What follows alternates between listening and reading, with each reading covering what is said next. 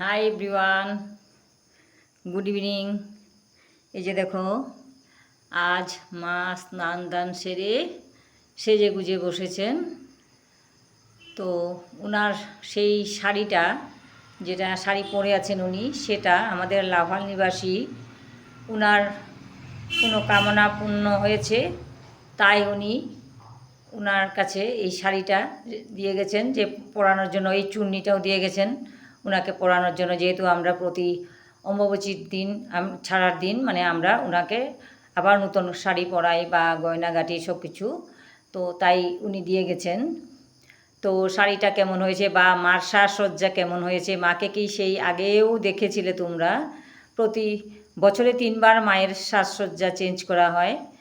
তো কেমন হয়েছে মায়ের শাড়ি বা মায়ের সাজসজ্জা, সেটা কি যা আগে দেখেছিলে সেই রকমই আছে, না একটু চেঞ্জ লাগছে, মাকে সুন্দর দেখাচ্ছে নাকি, সেটা কমেন্টে জানিও।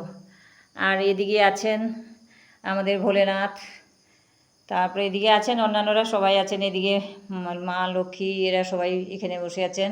আজ একেবারে খালি খালি দেখাচ্ছে, কেননা আমি সমস্ত কাপড় চোপড় সমস্ত ধুয়ে দিয়েছি। অম্বুবাচী ছাড়ার পর আমাদের সব কিছু ধুতে হয়, এগুলো সব ধুয়ে দিয়ে এখন জাস্ট সব সেরে মাকে পুজো দেওয়ার জন্য এসেছি। স্নান টান সেরে এই যে মায়ের খাট সব এলোমেলো হয়ে আছে, মায়ের সব ধুয়ে দিয়েছি আজকে, রোদে টোদে দিয়ে এনে রেখেছি। এখন আবার বিছানা, নতুন বেড কভার সব কিছু আবার দিতে হবে। এখন খাওয়ার পরে সজ্জার যখন দেব তখন আবার গুছিয়ে দেব। তো তোমাদের কেমন লাগছে বলো মার সেই রূপ?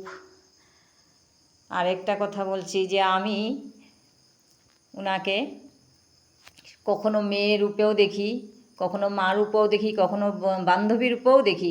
যখন আমার যেরকম ইচ্ছে করে, আমার মনে যখন যেটা আসে, আমি কখনো ওনাকে যখন আমি স্নান করাই বা সাজাই, আমি আর তোমাদের দাদাভাই মিলেই করি, দুজনেই মিলে করি। তো তখন মাকে আমরা মেয়েই বলি, আমি বিশেষ করে মেয়ে বলি, কেননা ওনাকে যখন আমি স্নান করাচ্ছি তো উনি আমার মেয়েই। আবার যখন উনি আমার কখনো কোনো পুজো দিতে ইচ্ছা করে বা কোনো মনের সুখ দুঃখের কথা আলাপ করি, তখন উনি আমার বান্ধবী রূপে আমি ওনাকে সব কথা শেয়ার করি। কাকে বলবো, ওনার কাছে শেয়ার করি, তাই আমার মনে একটু ভালো লাগে, একটু হালকা হই। আবার কখনো ওনাকে আমি যখন আমার কোনো সমস্যা হয়, যাই হয় নানান কথা, যখন ওনাকে তখন আমি মায়ের রূপেও দেখি। তো সেটা আমার যখন যেটি ভেবে মনে আসে ওনার সাথে সেইভাবেই আমি ইসে করি। শুধু যে উনি একজন পাথরের মূর্তি সে কিন্তু আমি কখনোই ভাবি না। আর উনি আমার মনের কথা সবটাই শুনেন বা আমাকে বলেন বা বুঝেন, আমি ইঙ্গিতও পাই। উনি আমাকে যেভাবে যেভাবে আজ্ঞা দিয়েন বলবো না, কিছু ইঙ্গিত দিয়ে দেন যে তুমি এটা করো সেটা করো, এইভাবে চলো। হয়তো আজ এত কাজ করতে, অনেকে প্রশ্ন করে তুমি কখন করো এগুলো, হয়তো ভাবি উনি আমাকে সেই শক্তি দেন, ওনার শক্তি হয়তো আমার মধ্যে ঢেলে দেন, তাই হয়তো পারি। জানি না কতদিন পারবো ওনাকে এইভাবে সেবা দিতে বা এইভাবে যত্ন নিতে, পরবর্তীকালে পারবো কি না সেটাও জানি না। উনি সেটা ভাববেন কিভাবে কাকে দিয়ে করাবেন, সেটা ওনার ভাবনা, উনি ভাববেন, আমি ভাববার কে, তাই না?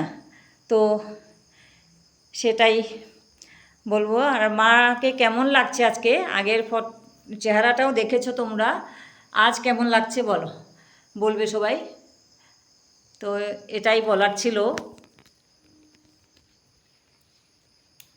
ঠিক আছে, ছাড়ছি, কেমন লাগছে বলবে মাকে।